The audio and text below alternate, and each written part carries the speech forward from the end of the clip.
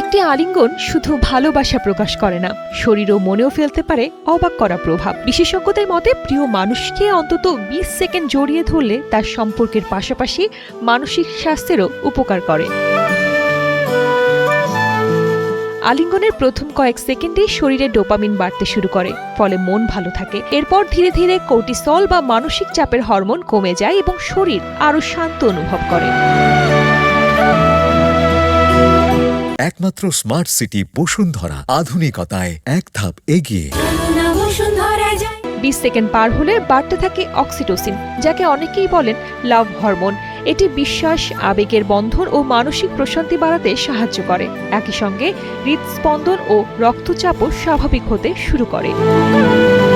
নিয়মিত আন্তরিক আলিঙ্গন রোগ প্রতিরোধ ক্ষমতাকেও ইতিবাচকভাবে প্রভাবিত করতে পারে। তাই ভালোবাসার মানুষকে একটু সময় নিয়ে জড়িয়ে ধরুন, হয়তো এই ছোট্ট অভ্যাসই এনে দেবে বড় এক প্রশান্তি। শালীন সুমি, কালের কণ্ঠ।